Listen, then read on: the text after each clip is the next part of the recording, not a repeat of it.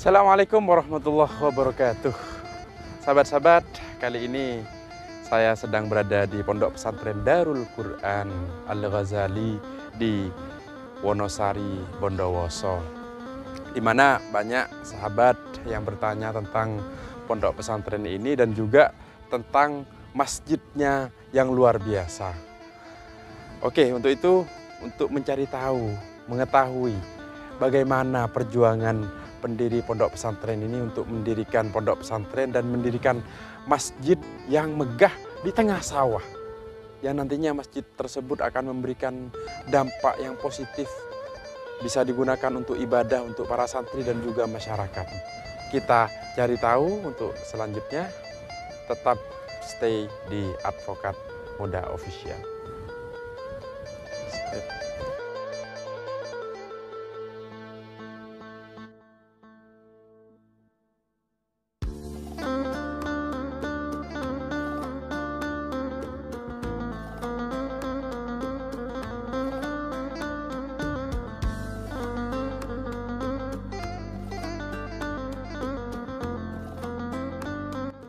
Baik sahabat-sahabat, kita sedang berada di Masjid Al-Madinah. Jadi masjid ini yang saya sampaikan seperti sudah viral ya, bahwasanya masjid ini dibangun dengan budget senilai 3 miliar. Dan di mana? Ini berada tepatnya ya di Desa Tangsil, Kecamatan Wonosari, Kabupaten Bondowoso. Jadi masjid megah ini berada tepat kanan kirinya sawah semua sahabat-sahabat. Bisa dilihat sahabat-sahabat, sawah semuanya. Nah, nantinya akan dibangun juga lembaga pendidikan formal dan non formal yang saat ini sudah berjalan ya, pendidikan Al-Quran ya, ada madrasah formal juga sudah ada. Namun yang membuat saya salut, yang membuat saya salut dan mengetuk hati saya, bahwasanya pendidikan ini murni swadaya sahabat-sahabat, dengan masjid yang subhanallah. Saya hanya bisa bilang subhanallah, subhanallah, luar biasa sekali. Baik sahabat-sahabat, untuk mengetahui seperti apa perjalanan dan perjuangan daripada lembaga ini hingga membangun masjid semegah ini, dan juga lembaga pendidikan yang sedang berdiri ini, ayo kita temui pengasuhnya sahabat-sahabat. Come on.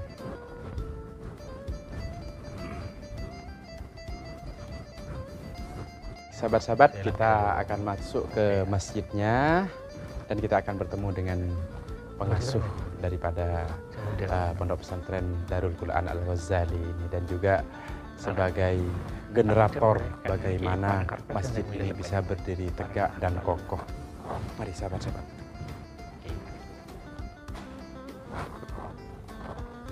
Sahabat-sahabat, wah kebetulan beliau sedang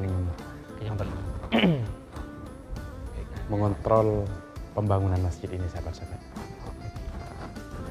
Kan itu urusan apa? Assalamualaikum Pak Kiai. Waalaikumsalam warahmatullahi wabarakatuh. Masya Allah, barakallahu fikum, Allah yubarik fikum. Sehat? Alhamdulillah Pak Kiai. Kebetulan ini sebuah, saya dari tadi speechless Kiai. Speechless yang dimaksud ketika nyampe di tempat ini tidak bisa berkata apa-apa. Saya tidak bisa berkata apa-apa. Karena apa? Karena saya tadi lewat dari sawah yang jauh, kemudian di sini ada masjid yang subhanallah.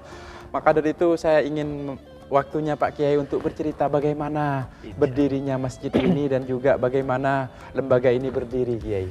Baik, bismillahirrahmanirrahim. Alhamdulillah, wassalatu wassalamu ala rasulillah wa ala alihi wa sahbihi wa mawalah, wa la hawla wa la quwata illa billahil aliyil azim.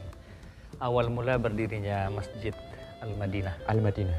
Ini berada di sebuah areal komplek pesantren lembaga pendidikan tahfidz Al-Quran dengan nama Ma'had Darul Quran Al-Ghazali li Hufadzil Quran. Khusus tahfidz ya Kiai? Ini khusus tahfidz anak-anak para penghafal Al-Quran, subhanallah, dari kalangan usia masih dini, usia-usia PAUD sampai usia aliyah, belasan tahun mereka mempelajari Al-Quran dengan tilawah, tajwid, dan juga tahfidz Al-Qur'annya. Al-Quran. Di Darul Quran Al-Ghazali, tepatnya di Dusun Pinggiran. Ini namanya Dusun Pinggiran ya Kiai. Betul. Subhanallah. Pinggiran namun tidak terisolasi. Terisolasi. Karena masih banyak masyarakat dan Subhanallah. ada keramaian, dan kita yakin keramaian itu karena ada keberkahan dari Al-Quran. Subhanallah. Berdiri di tahun 2012. 2012. Ada seorang yang mewakafkan sebidang tanahnya untuk dibangun lembaga pendidikan pesantren. Kemudian di tahun 2018 kita dan masyarakat sekitar berinisiatif untuk menjadi kelengkapan sarana prasarana ibadah, yaitu mendirikan sebuah masjid. Dan alhamdulillah pada tahun 2018 kita bebaskan ini lahan, ada kurang lebih 700.000 meter persegi. Kemudian kita dirikan masjid dengan ukuran 24 kali 24. 24 kali 24 ini Kiai ya. Kurang lebih 24 kali 24 meter meter persegi. Kita berikan nama ini Masjid Al-Madinah. Al-Madinah. Mungkin ada filosofinya Kiai. Ada filosofi karena memang sejak tahun 2010 ketika saya pulang dari Al-Azhar menimba ilmu di sana, terngiang-ngiang pikiran untuk kemudian merindukan kota Madinah. Dan alhamdulillah itu terjawab ketika saya hijrah di sini, yang asalnya memang tidak ada rumah, seakan-akan tidak ada peradaban. Iya, makanya saya tadi speechless Kiai. Al-Madinah, tapi ini di Korea. Di Korea. Di desa itu. Di kota. Subhanallah. Masya Allah. Dan Jadi, Kiai Habaib yang lebih mahal lagi, di bawah ada mihrab pengimaman di sini. Iya Kiai. Jadi di bawah ini ada tanah di dalamnya, yang tanah ini saya ambil dari kota Madinah. Di dalam. Subhanallah. Subhanallah. Sewaktu itu saya melaksanakan ibadah umroh, dan entah kenapa keinginan itu sangat kuat sekali untuk tidak berpisah dari tanah hijrah, Darul Hijrah baginda Rasul, kota Madinah. Jadi saya waktu itu mengambil sebagian tanah, walaupun sebagian dari kalangan umat Islam tentunya tidak semuanya mengiyakan apa yang saya lakukan. Ala ikhtilafil qaul. Sebagian berpendapat itu hal yang positif, ada juga yang negatif dengan beberapa alasan-alasan yang lain. Namun ketika itu Allah Subhanahu wa taala mempertemukan pada salah seorang Habib yang saya kagumi, yang saya hormati. Beliau adalah Habib Rizik Syihab. Dan saya datang sowan kepada beliau untuk meminta petunjuk dan fatwanya, bolehkah untuk bertabarruk, mengambil keberkahan asar dari apa yang ada di kota Madinah, dan beliau mengiyakan.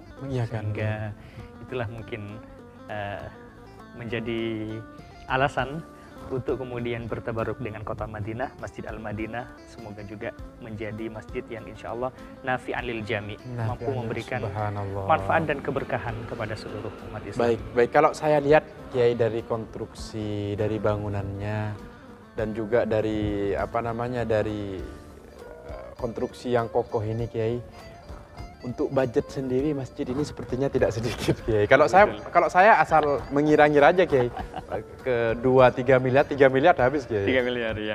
Kebetulan di situ ada penanggung jawab pembangunan. Kita coba tanya ke dia. Ini tertarik. Kalau saya ini Kiai Habaib belum bisa memastikan. Assalamualaikum warahmatullahi. Dengan ini Bapak Hikam. Pak Hikam ya, Pak Hikam. Dengan Bapak Hikam. Bapak Hikam, saya subhanallah ketika saya nyampe di tempat ini tadi, di pondok pesantren ini dan melihat masjid ini, saya tidak bisa berkata apa-apa. Yang ada saya takjub. Artinya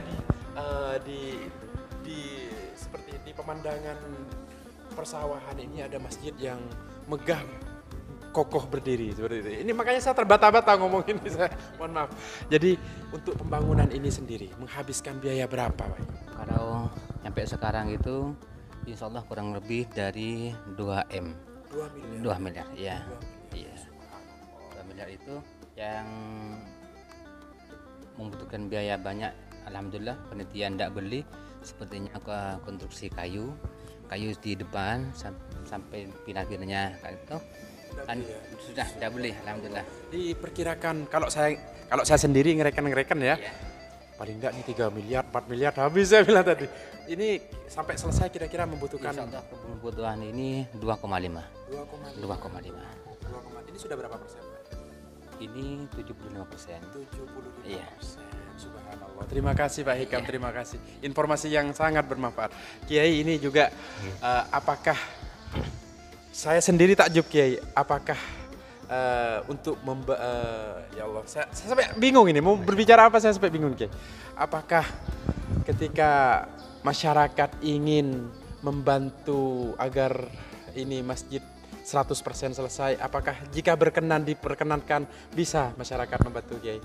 Jazakallah khairan. Terima kasih saya sampaikan kepada para muhsinin muhsinat, para donatur kebaikan dimanapun antum berada di seluruh Santriu Indonesia, pada umumnya maupun dunia pada umumnya, Indonesia pada khususnya, bahwasanya Masjid Al-Madinah memang didirikan sejak awal tanpa adanya bantuan dari pemerintah setempat maupun organisasi maupun partai politik. Jadi kita membangun swadaya masyarakat murni, baul-membaul, kita termasuk sebagian daripada para pekerja di sini mengikhlaskan sebagian waktunya, waktu bekerja dari pagi sampai sore, dan mereka itu berjariah dengan cara bekerja bakti di waktu malamnya. Ya Allah. Jadi pada Isya terkadang sampai larut malam jam 12. Bisa kita bayangkan dengan seharian mereka bekerja, ditambah juga di waktu malam dia harus juga menyelesaikan sebagian pekerjaan yang masih belum rampung, dan inilah sebagai wujud bahwasanya masjid ini didirikan ussisa ala taqwa. Jadi dengan dasar ketakwaan, alhamdulillah ini semuanya bisa kita wujudkan. Termasuk yang sangat banyak, mungkin harganya mahal ini ya Habaib. Jadi kayu ini jati dan sebagian dari ini jati semua Kiai. Ini jati. Gebyok ini kita datangkan dari Jepara. Dari Jepara. Dan ini sebagian dari infak para donatur. Insya Allah saudara kita yang mendengar video ini, sirri baini wa bainak, rahasia antara kita saja, dan semoga Allah menerima kebaikan jariah Anda. Iya, untuk donasi sendiri nanti bagi sahabat-sahabat Kiai, sahabat-sahabat Nusantara di Indonesia yang ingin menginfakkan, berinvestasi akhirat ini Kiai, kemana Kiai? Insya Allah ada rekening yang tertera di bawah ini atas nama rekening Masjid Al-Madinah. Langsung atas nama Masjid Al-Madinah Kiai? Masjid Al-Madinah, insya Allah transferan dana akan langsung dimasukkan pada rekening BSI Bank Syariah Indonesia dengan nomor rekening di bawah ini, dan insya Allah diperuntukkannya untuk kesempurnaan perampungan pembangunan Masjid Al-Madinah. Terus ini lagi Kiai, konklusi Kiai. Mohon motivasi dauh-dauh dari panjenengan tentang jariah seperti apa Kiai, amal jariah ini seperti apa Kiai, kepada sahabat-sahabat yang belum mengerti itu investasi akhirat, amal jariah ini seperti apa Kiai. Bismillahirrahmanirrahim. Allah Subhanahu wa taala berfirman dalam petikan ayat dalam Al-Qur'an. Beliau menegaskan wa anfiqu, qauluhu ta'ala wa anfiqu mimma razaqnakum min qabli ay ya'tiya ahadukum al-maut faqulu rabbi laula akhartani ila ajalin qaribin fa asaddaqa wa akum minas shalihin. Dan berinfaklah kalian dari sebagian apa yang aku rezekikan. Dengan ayat ini menunjukkan bahwasanya apa yang kita miliki bukan hak kita. Ini sepenuhnya adalah titipan dari Allah. Wa fi amwalihim haqqun lis-sa'il wal mahrum.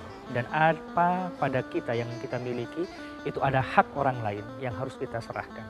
Sebelum datangnya ajal, kematian menjemput kita, maka tidak satu pun dari seorang yang telah datang ajal kematian yang merasakan penyesalan yang sangat besar ketika ia meninggalkan dua hal dalam kehidupannya. Yang pertama, ia menunda-nunda untuk berbuat baik dengan berinfak bersedekah, sehingga dia mengatakan fa'as-saddaqah, berikan aku waktu ya Allah agar supaya aku bisa bersedekah, wa akum minas shalihin, dan menjadi orang yang saleh. Mumpung dalam kehidupan yang sangat singkat, waktu yang sangat terbatas ini, maka dua pesan dalam petikan Al-Quran: perbanyaklah infak sedekah, dan yang kedua menjadilah orang yang baik. Itulah sabda dari baginda Rasulullah Shallallahu Alaihi Wasallam, khairukum, sebaik-baik kalian adalah anfa'ahum linnas, orang yang paling banyak bisa memberikan kemanfaatan kepada orang lain. Betul. Jazakallah khairan. Kiai, terima kasih Kiai. Intinya pesannya yang dapat kita ambil dari video kita ini adalah, tadi saya tertarik dengan salah satu alasan didirikannya masjid ini Kiai, dengan pondasi ketakwaan. Kata penutup dari saya, walibasut taqwa dalikal khair. Jadi sahabat-sahabat, bertemu lagi di episode selanjutnya. Kita akan berbicara tentang seperti apa programnya Darul Quran ini. Boleh Kiai ya, boleh ya? Insya Allah. Jadi karena sekarang ini sahabat-sahabat kan ini saya harusnya Kiai ini lagi sibuk ya. Ini karena liburan juga saya nyelonong aja masuk ini. Masuk aja nyelonong tapi berkenan Kiai ya. Jadi nanti ketika aktivitas sudah normal kembali, kegiatan belajar mengajar, kita akan review 100% bagaimana semangatnya pengajar, tenaga pengajar di sini, dan juga bagaimana ikhlasnya para bapak-bapak bekerja ini yang telah menginfakkan jiwa raganya untuk satu visi untuk umat. Bersama saya Advokat Muda Official Nurul Jamal Habaib dan bersama Bapak Kiai Zakaria Mukhtar. Bapak Kiai Zakaria Mukhtar, pengasuh Pondok Pesantren Darul Quran Al-Ghazali. Assalamualaikum warahmatullahi wabarakatuh. Waalaikumsalam warahmatullahi wabarakatuh.